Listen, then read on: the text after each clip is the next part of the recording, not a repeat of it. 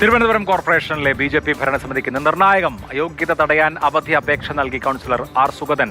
രേഖകൾ മുൻനിർത്തി മാത്രമേ തീരുമാനങ്ങൾ എടുക്കാൻ കഴിയൂ എന്ന് മേയർ വി. രാജേഷ് മാതൃഭൂമി ന്യൂസിനോട് പറഞ്ഞു. സുഗതന്റെ അവധി അപേക്ഷ പരിഗണിക്കുമോ എന്ന ചോദ്യത്തിന് മേയർ മറുപടി നൽകിയില്ല.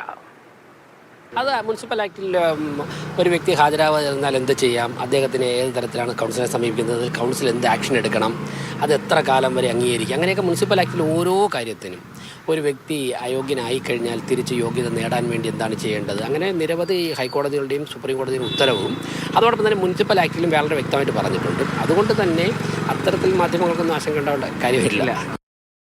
നീക്കത്തെ ശക്തമായി പ്രതിരോധിക്കാൻ മുന്നിട്ടിറങ്ങിയിരിക്കുകയാണ് LDF-ഉം UDF-ഉം.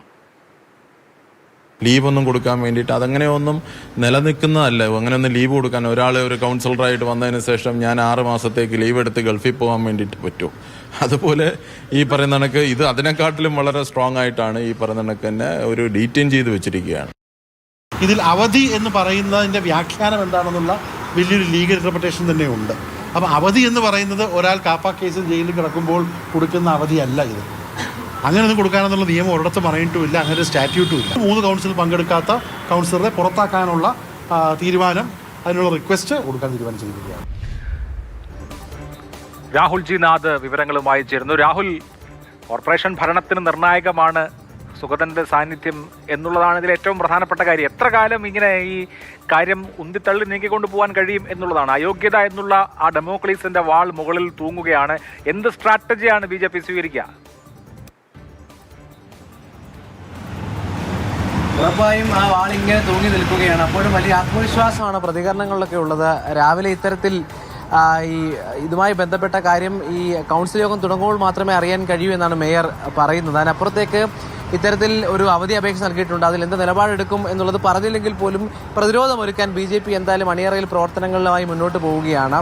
ഇതിൽ ഏറ്റവും പ്രധാനമായുള്ളത് ഇത്തരത്തിലൊരു അവധി നൽകുമ്പോൾ അതിൻ്റെ കാരണം എന്താകണം എന്നുള്ളത് തന്നെയാണ്. അപ്പം നിയമത്തിൽ ഈ പറയുന്നത് പോലെ ജയിലിലായതുകൊണ്ട് 6 മാസം അവധി നൽകാനുള്ള കാര്യമുണ്ടോ എന്നുള്ളത് പ്രശ്നമുണ്ട്. നിയമം ഇനി എങ്ങനെയും വ്യാഖ്യാനിക്കാമെന്നാണെങ്കിൽ അത് പ്രതിപക്ഷം ഒരുപക്ഷെ വലിയ പ്രതിഷേധത്തിലേക്ക് കാര്യങ്ങൾ കൊണ്ടുപോകുമെന്നുള്ളതാണ്.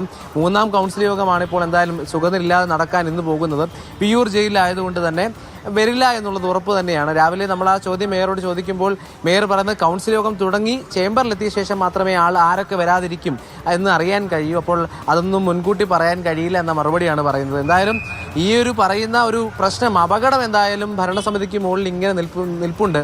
അപ്പോൾ അവധി നൽകാനുള്ള തീരുമാനം എടുക്കുകയാണെങ്കിൽ അത് എന്ത് കാര്യം പറഞ്ഞാകും എന്നുള്ളത് ഏറ്റവും പ്രധാനപ്പെട്ട ഒരു ആകാംക്ഷയായി നിൽക്കുന്നു. ഒപ്പം പ്രതിപക്ഷത്തിന്റെ പ്രതിഷേധത്തെ എങ്ങനെ നേരിടുമെന്നുള്ളതാണ്. കാരണം കേരള ചരിത്രത്തിൽ ആദ്യമായാണ് ഒരു കൗൺസിലർ സത്യപ്രതിജ്ഞ ജയിലിൽ വെച്ച് ചെയ്യുന്നത് കേരളം സാക്ഷ്യം വഹിക്കുന്നത്. അപ്പോൾ അത്തരത്തിൽ വലിയ ഉദ്വേഗം നിറഞ്ഞ രംഗങ്ങളൊക്കെ കണ്ടതാണ്. അപ്പോൾ ഏറ്റവും ഒടുവിലത്തെ അധ്യായം, ചിലപ്പോൾ ഇന്നാകും ആ ഒടുവിലത്തെ അധ്യായം തീരുമാനവും ഉണ്ടാകുക. അതെങ്ങനെയാകും എന്ന് കാത്തിരിക്കുകയാണ് എന്തായാലും തിരുവനന്തപുരം.